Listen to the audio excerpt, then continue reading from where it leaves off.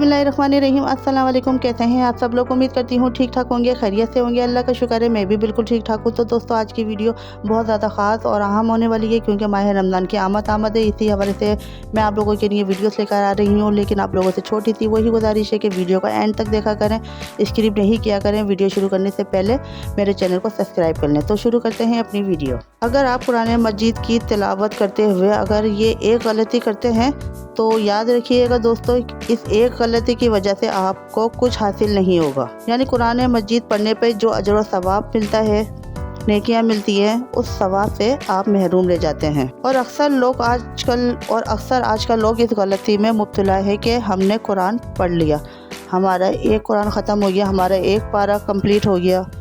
हालांकि इस एक गलती की वजह से उन्हें कुछ भी नहीं मिलता क्योंकि माह रमज़ान मुबारक चल रहा है।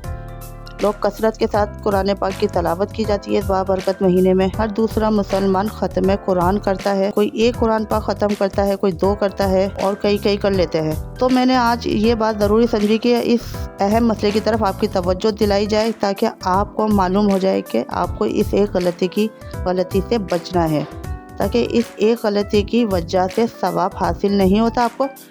बहरहाल पढ़ने पर जो अजर व सवाब है वो नहीं मिलता, लेकिन कुरान मजीद देखने का, छूने का, कुरान मजीद चूमने का, कुरान मजीद की ज़ियारत करने का, सीने से लगाने से वो तो सवाब ज़रूर मिलेगा उन्हें, लेकिन पढ़ने का जो सवाब है वो नहीं मिलेगा उन्हें।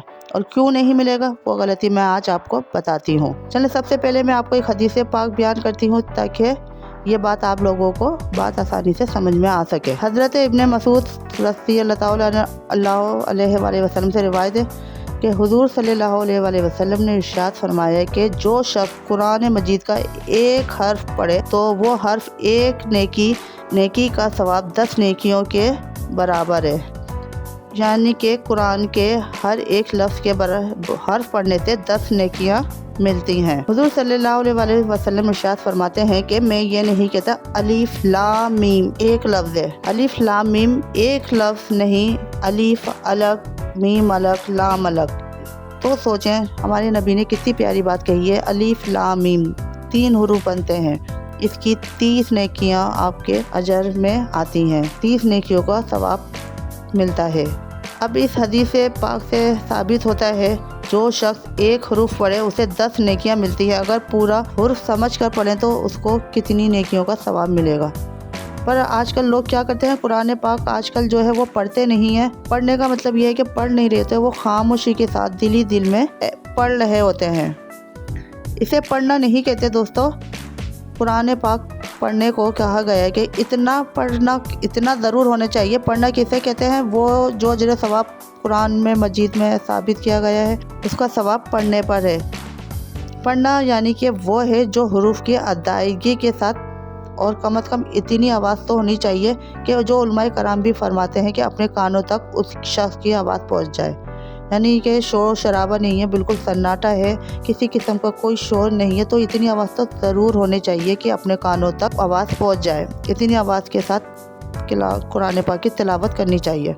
बाद औक़ात ऐसा होता है कुरान पाक पढ़ते हैं, दिल में सोच रहे होते हैं या दिल में पढ़ रहे होते हैं, इसको पढ़ना नहीं कहते हैं। अगर आप ये गलती कर रहे हैं तो आप ये नहीं समझे कि आपने ये पढ़ लिया, इसका आपको सवाब नहीं मिलेगा।